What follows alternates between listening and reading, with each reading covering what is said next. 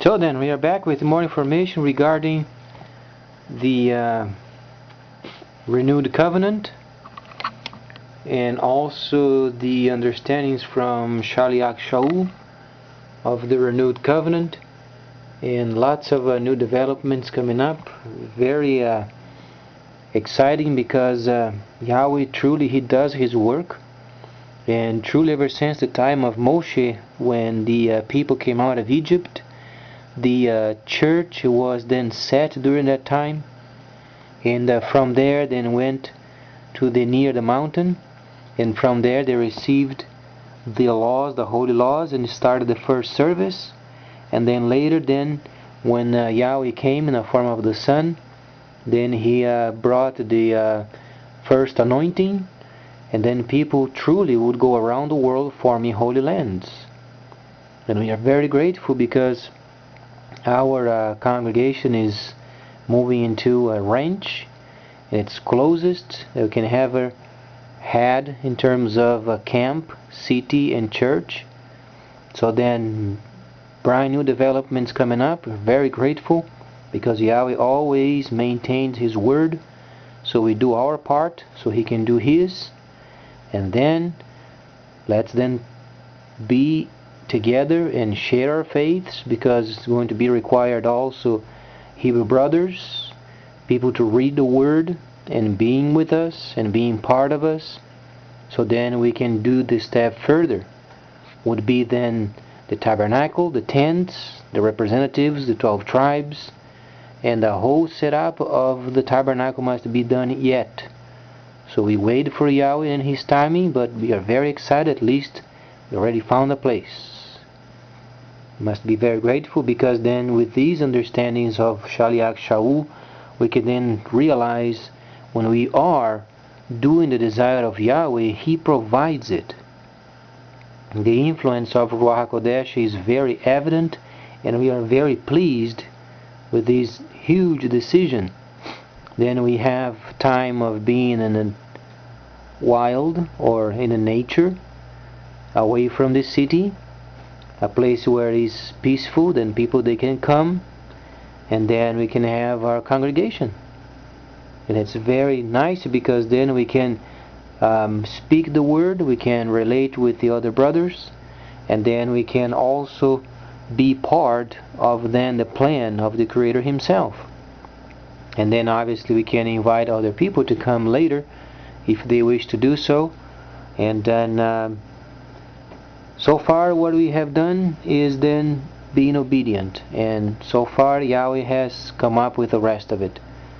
So then with this understanding, then we can start then with the Shaliach Shaul and what he did, and then we begin to understand from the learnings of the Romans, and then he speaks of many areas during the time he was on the earth regarding the renewing of the mind in Hebraic understanding.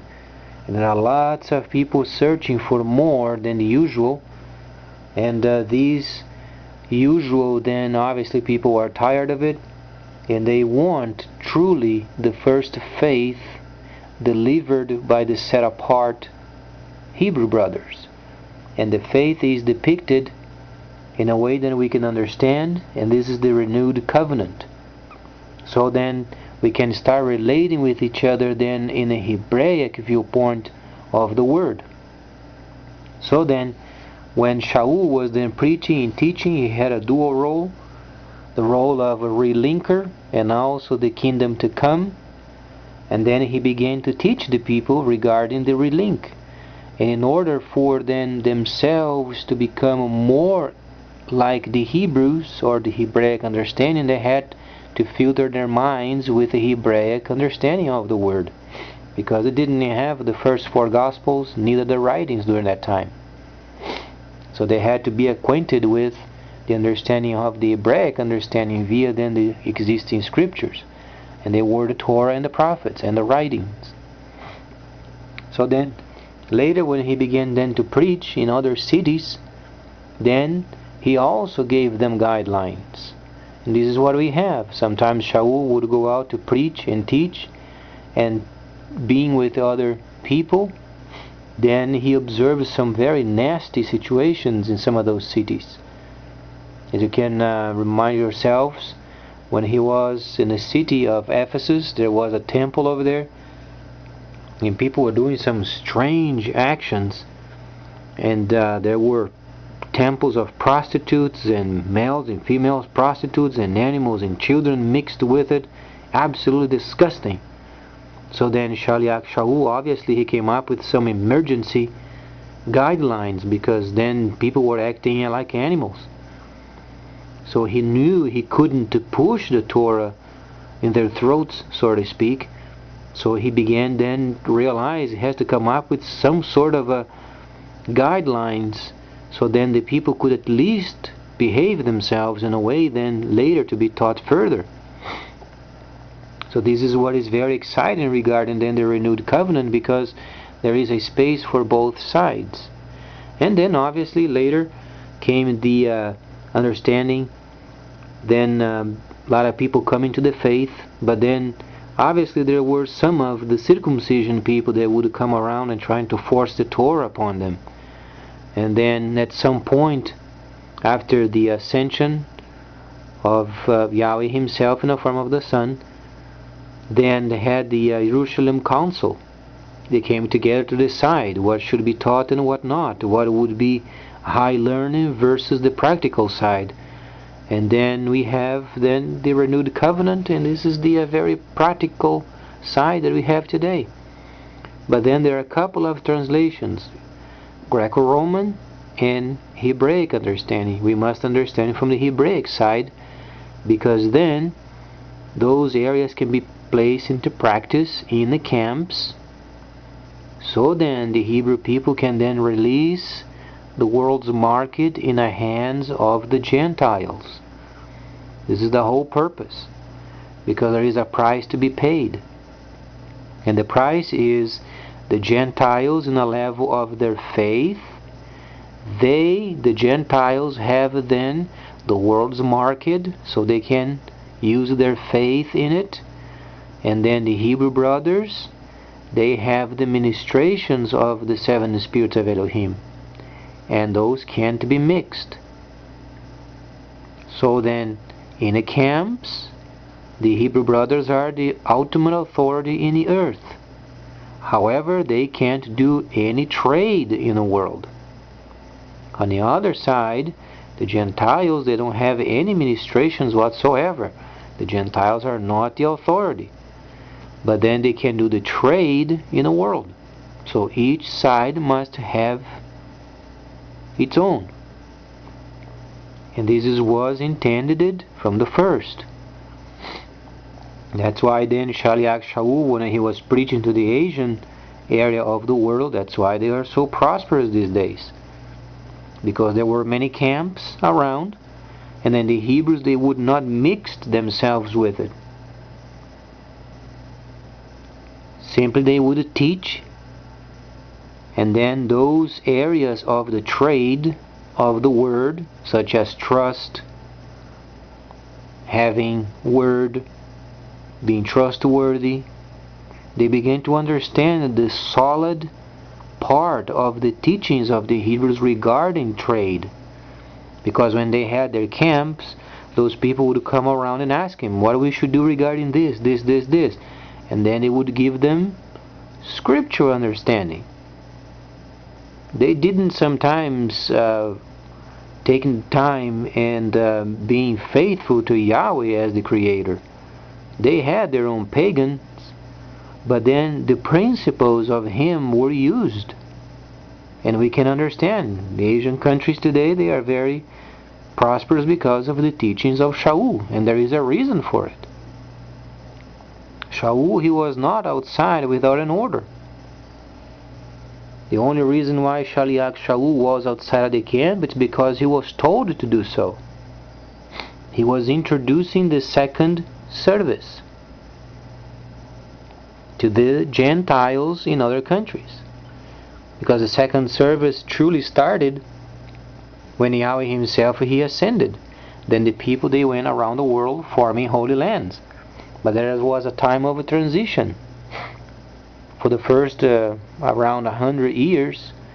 It was a time then when they would be taught, and there was then obviously the updates of the Hebrews, the services of the tabernacles. Then they had to put this together and go around and forming holy lands.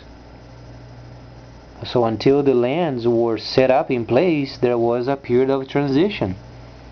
And this was the time then Shaul began truly to teach and to preach regarding the scriptures and the renewed covenant. So then both sides, they would not get mixed. The set apart people, the holy Hebrews, always in their camps, in their delineated areas. Those are the authorities. There is no authority in the earth that can be above them.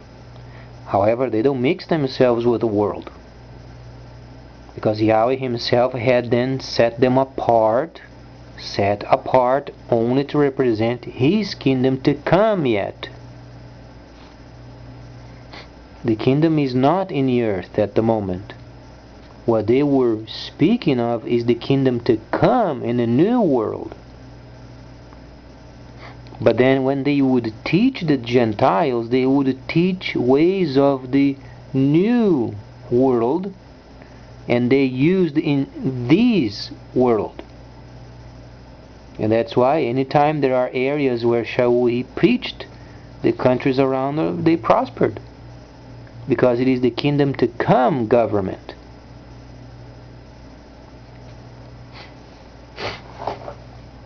And then obviously both sides, they don't mix. And we are very grateful that we are able to move into a range. So it's the closest we can ever get from a camp. And then we trust that Yahweh continues then his holy work, and he presents what must be put in place. Such as we must have the Ark of the Covenant yet, as per inspection, as per instructions. Then the golden bowl with the manna, the stick of Aaron, the tables of stone, the tents, the tabernacle must be set up. The Goyim must be faithful outside of the camp, doing the work on the land, providing for the land. And then we must have the holy Hebrew brothers. They would come in, they would be part of the camp, so that they can exercise the 7 functions of Ruach HaKodesh. Each of those areas must be done. And those were done before, but then went into disrepair.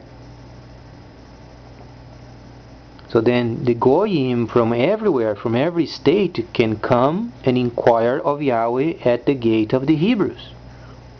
That's the whole purpose of it. And we are very grateful that Yahweh has started his work.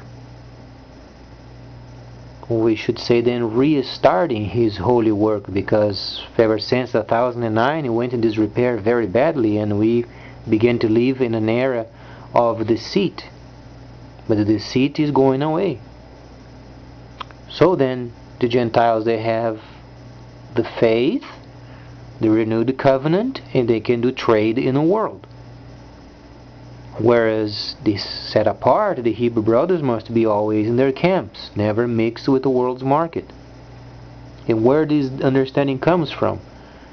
When Yahweh Yeshua was given the chance of being the king, he refused. Because he himself knew he was a set apart and a teacher of the kingdom to come government. So then Isaiah or Yeshayahu, the 61st chapter, states, and then the stranger meant then the Gentiles would do the work for them in the future. So it started to make sense. But they themselves, they set apart, they would be ministers. They would be shepherds, the holy shepherds. So it's starting coming to place. We are very grateful for it. It's a lot of work. But then we are grateful that those areas are taking place as per instructions. And it is very fun, because we understand from the teachings of Shaliach Shaul the many great benefits the countries around they benefited from. Because those are the kingdom to come perfect government. And they are not pushed upon, they are taught as per themselves coming in and asking. So it is very fun. So get yourselves a copy of the Aramaic. It's the closest that you can get ever from the Hebrew understanding. So then we begin together, coming together in the faith. So there is a lot of work to be done. A lot. Truly a lot. We ask then for help from the brothers. So we come together then. We visit. We share our faiths. And then we get to work. We have to get the whole land back in place as it was before. And if Yahweh permits, someday having even a radio program. So then we understand what's coming in the future, because there are many other areas that we should be concerned with, and primarily speaking is then Revelation. We are entering into the Revelation time, and we understand it from the weather, and also our country is going to be behind an Asian country in the near future. And we are truly concerned, and we should be concerned with the outcome of it, because then we are prepared, and we understand from the writings of Yohanan. He saw then in his vision while he was in the mainland, obviously in a camp, and then he saw this burning lamp coming from heaven, indicated the atomic bomb. Because the outcome then of the bomb comes the nuclear debris. It can't be with an asteroid or any other space object. It is the atomic bomb. So we understand what's coming in the future. And this political unrest we can understand from then when the United States is going to be behind China. It's going to start unrests, political unrests, because of the supremacy in the world. And we are preparing ourselves. The Hebrew brothers are returning to their camps. So it is very exciting and biblical, and the time came. So then step by step we ask then Holy Yahweh to maintain His holy work, and we are then receptive to what He has in mind. So then, when we begin to read Romans in the 12th chapter, we understand then the renewing of the mind. The renewing of the mind in the Hebraic understanding. Because lots of changes is coming up. A lot of changes. Words from heaven, words of wisdom, words of knowledge, prophecy, miracles, healings, interpretation of tongues, and also discerning of spirits. Those are the functions that are going to be granted to the Gentiles upon their requests. In other words, when they come to the gates of the Hebrews, then they can inquire as to what Yahweh wanted. We are merely placing ourselves in a position where we can then be used. So then, please, much more coming up. Please stay tuned.